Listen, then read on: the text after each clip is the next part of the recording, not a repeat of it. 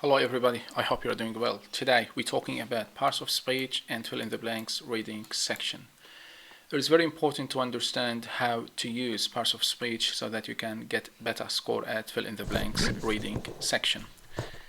For today we have 3 points to discuss in particular. The first one is how to increase the chances of choosing the right option in fill in the blanks reading. Parts of speech, an overview. I will talk a little bit about parts of speech and describe the usage or the function for some of them. And stay back to the end. We have a very fun game to play at the end. Alright, let's get started. How to increase the chances of selecting the right option when it comes to parts of speech. Take a look at this passage. We've got here 1, 2, 3, 4, 5, 6, 7 options. We have 7 options. So generally speaking, if you need to solve the first gap, what would be the probability or the chance of getting this one correct? It would be 1 by 7, right? So the chances of getting number 1 correct is 1 by 7, which is a bit risky and low, yeah? How could we increase this chance? This chance could be increased if you guys are able to identify the parts of speech that comes here. What part of speech could we include in this gap? For example, I know that in this context, after the verb, I have the verb varies. I would get an adverb to describe it. So now I already know that this gap is an adverb, right? It's an adverb. So when looking at the options, I have to only consider picking up one option from the given adverbs. How many adverbs do we have? We have 2. We have lately and we have seasonally. So now you don't have to choose from 7 options. You have to from 2 options only, right? So what would be the chance? It's not 1 out of 7 anymore. It is 1 out of 2. It's 50-50. So this is how you're going to improve and increase the chances of getting the right answer, by simply identifying what part of speech to include in the gap and just doing this simple math. Having said that, it is very essential that you guys understand parts of speech, and in particular the 4 main tested ones in the exam. That's an overview about parts of speech. So parts of speech are 8. Some scholars claim that they are 9 because they do include article, but other scholars believe that article comes with adjectives, so that's why they say it's 8. So those are the main 8 parts of speech. As you see, we've got the noun, the verb, the adverb, the adjective, pronoun, preposition, conjunction, and interjection. 8 of them, okay? But today I will focus on 4 of them because 90% of the tested gaps, even more, are from those 4. And I'm talking in particular about those 4. The nouns, the verbs, the adverbs, and the adjectives. And somehow we call them the words of thought because they are the main words in the language. What is a noun? A noun is a thing or a person, yeah? Anything. Pencil, cat, work, notebook, yeah? And you can use it in this way in the sentence. This is my cat. They live in Madrid, yeah? So that's a noun. This is a noun as well. Or the verb. It could be an action or state verb. This one reflects an action. This one reflects a state, yeah? Get, come, cut, open, like. So like here is a state verb. I like apple. Come in, please, yeah? And you can see here that the verb comes after the subject. An adverb. An adverb has 3 functions. The main one is to describe a verb. Sometimes it could describe an adjective. Other times it could describe an adverb, and we will talk about them later on in details. Adverbs could be silently, badly, really, yeah? My cat eats quickly. How does my cat eat? Quickly, yeah? So quickly is describing the verb eats. And at the end we have adjective. Adjective mainly describes a noun. It adds more information into the noun. Examples for adjectives such as small, big, good, well, blue. We like big cake. So big is describing and modifying the cake, which is a noun. Alright, I have 3 pencils. Yeah, how many pencils do you have? 3. So here is kind of adjective for quantity or for numbers. Yeah, so those are the 4 main parts of speech that would be tested in fill in the blanks reading. Sometimes you could be tested, by the way, with prepositions and conjunction, but mainly we are looking at those 4. Having said that, let's talk more about those 4 parts of speech. We did talk about the noun, yeah? So the noun, I bought a table. So table comes at the end here, yeah? So that's a noun. And here it is like kind of object, yeah? Here is the subject, I. Bought is the verb, a table is the noun. Or it could be the table is located at the corner. So here it's a subject, yeah? You can see it comes at the beginning of the sentence. That's an example for a noun. We did mention earlier that adjectives describe nouns. And here it's very important to learn something. The adjective could be before or after the noun, as in those 2 examples. I bought a small table. So here, that's my adjective describing the noun table. So you should know in the exam, if I have a sentence and I have a gap, and this is a noun, then this is something, could be an adjective, yeah? So you have to look for adjectives and include in. But other times, the adjectives could come after the noun.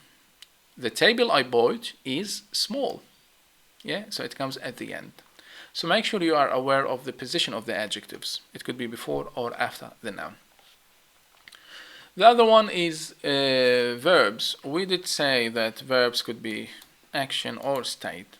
An action verb, I drive my car to the university. So here is my verb. And in this context, you can see the verb comes straight after the subject, I. Yeah, I drive. Other times, as I mentioned, it could be a state verb, I agree with you. So agree doesn't reflect an action, it does a state. And lastly, adverbs. Adverbs are very important and they do have 3 functions. They do describe verbs. That's the most popular function. When we say it is raining heavily, yeah? It is raining heavily. So we are describing the verb raining by heavily. Like it is now outside. Or it could be describing another adverb. Yeah, so you could put 2 adverbs next to each other. It is raining very heavily. It's not only heavily. I remember last week or the week before. It is raining very, adverb 1, heavily, adverb 2. Done. Now you could tell me, Ali, but how could this help us in the exam? Because it will help you, because in the exam, if this one was a gap, empty, and you have heavily here, and you remember my words that this one should be an adverb describing the other adverb, you have only to look at the adverbs given in the options. Lastly, an adverb could describe an adjective. The test was, you could say easy, but if you want to add more description, you could say the test was relatively easy. So that's my adverb modifying the adjective easy, which by itself was describing the test. Yeah, English is nice. So again, this one will help you in this manner. If you have this one empty as a gap and you already watched this video, you should know on the test day that this is an adverb. You look at the adverbs and you click the right one, just to help you, as I mentioned earlier, improve the chances of getting the right option. Instead of being 1 out of 7, it could be 1 out of 2. Sometimes it could be 1 out of 1. Because if you already know that this is an adverb and there's only one given adverb in the given options, select it. 100% correct, even if you don't know its meaning. Now, let's have a look at one of the examples, like here. Let's count the options. How many options do we have? We have 1, 2, 3, 4, 5, 6, 7, 8, 9, 10 options. Yeah? 10 options. So the chances of getting gap 1 correct is 1 out of 10, which is 10%. Yeah? But if we could identify what part of speech this gap is, we will definitely increase this chance. So their educational is to provide. Oh, okay. Educational is an adjective, and we already know that after an adjective we could get a noun. So this one is a noun, yeah? This one is a noun. Now, when looking at the options, you only look and check the nouns. How many nouns do we have? Yeah, part is a noun, job is a noun, theory is a noun, service is a noun here, role, and assumption. Yeah, so you kind of choosing from 6 options instead of choosing from 10 options, so it will be 1 out of 6. Yeah, or let's have a look at this one. This one is a noun as well. It will be 1 out of 6. But look at this one. It is highly gap. Yeah, it is highly gap. Highly is an adverb. Yeah, as you see, it ends with ly. So after an adverb here, we would get it is highly. All right, this one should be an adjective. Yeah, because we've got here the verb, we've got the subject, everything is set. We need the adjective here. How many adjectives do we have? We have 1 and we have 2. Yeah, we have only 2 adjectives. So now you only need to choose from 2 options. The chance is 50-50. Okay? And this is what I meant by increasing the chance of getting the right option. I did mention at the end that we have to play a game. The game will be played on this website. I'm gonna just carry forward with the game. So let me go to the game. That's the game here. I'm gonna start it. In this game you will get a question with an empty gap, and you have to imagine which option comes in the gap, like what part of speech. Is it a verb, a noun, an adverb, or an adjective? Let's take a look at it. I'm gonna start it. What is the brick, or what is the part of speech that is missing? That's the first question. So that's the question here. Here is the gap. So as I say, in mass migration has produced a huge worldwide economy of its own, which has so fast. What do you think we have to place? A noun, a preposition, a verb, or an adjective? So here it's has, so after has I would get a verb in the past participle. So I click a verb, yeah? Alright, and as I mentioned, it will be in the third form. All you have to do later, when you have the real options in the exam, you only consider checking the past participle verbs. Next.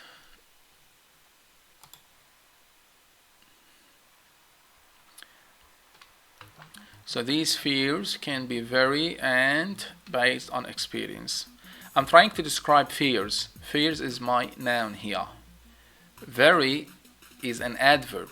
After the adverb I could get an adjective, because we did mention that the adverb describes the adjective, and especially that this adjective here will be describing the noun itself, fears. So we could say these fears can be very real and based on experience.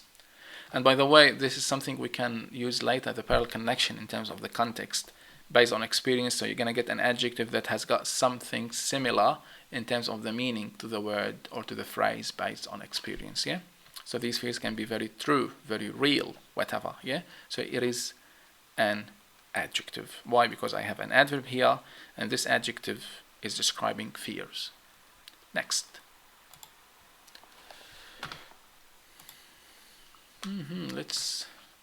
We must get a number of to get anything done. I think this one is easy. We must get a number of something, thing. It is a noun, yeah?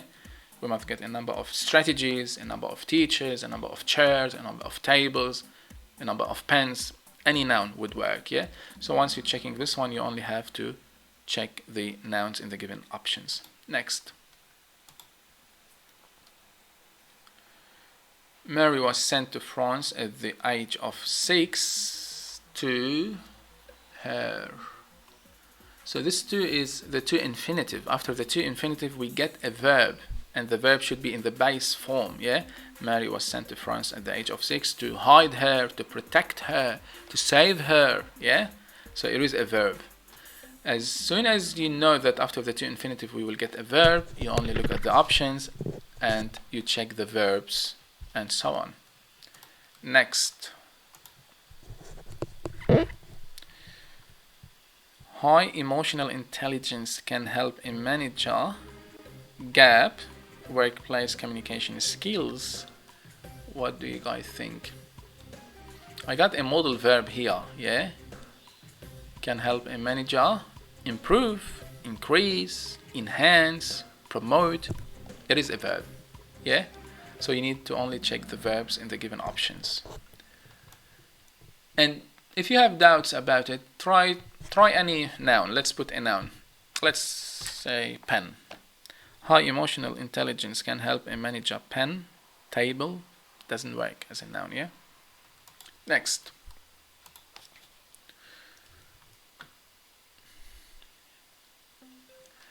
The Ramsay were gap respectable people. That's a very good example. People is a noun.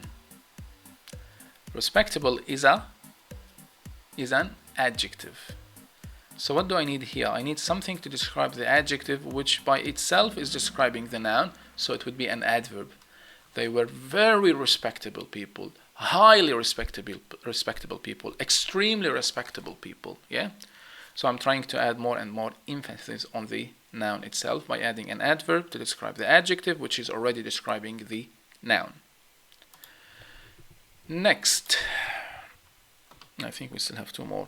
Model building itself is largely a process. So I've got the noun. Process is a noun, yeah? And I have article. When you have an article, gap, noun, then this one will be an adjective to describe the noun. It's a complex process, a simple process, a boring process, a tedious process, yeah? So this one would be an adjective. Again, as soon as you identify the part of speech to be placed here, you only need to check the adjectives in the given options and increase the chances of getting the right answer. Next. Is it the last one? No, we've got three more. The study of pathology, including the detailed of the body. Detailed is an adjective. And this one altogether will be a noun phrase, by the way, yeah? So we are missing here the noun. We need something to come after detail. Detailed, image, structure, yeah? Formation, whatever. Any noun would work here, as long as you could imagine the noun and then you pick it up from the given option. Next, the second last. Science has created new problems, one of these which may become in the years to come. Become what? We are trying to describe the problems, yeah? What problems is a noun. What do we use to describe a noun? Yes, you guys say it. Yeah, we use an adjective, yeah? So, which may become popular, complex, easy, mushroomed. Yep. The last one. European countries have assimilated English into daily life. Alright, so this one could be mentioned as have assimilated, but if we need to add or to describe the verb, what would we use to describe a verb? Because I've got the verb here, assimilated. We use an adverb. Have increasingly assimilated, highly, suddenly, considerably, any adverb, okay? So yes, this is what I wanted to share with you regarding parts of speech. It will really help you to understand the structure of the text, the structure of the sentence. This is the beginning. You guys have to carry on and do some research, read some books, okay? And hopefully in the coming classes I will talk more and more about parts of speech, but you could take this as a lead and finish the job on your own. Thank you for watching this lesson. I hope you enjoyed it, and I will see you in the coming sessions. Bye.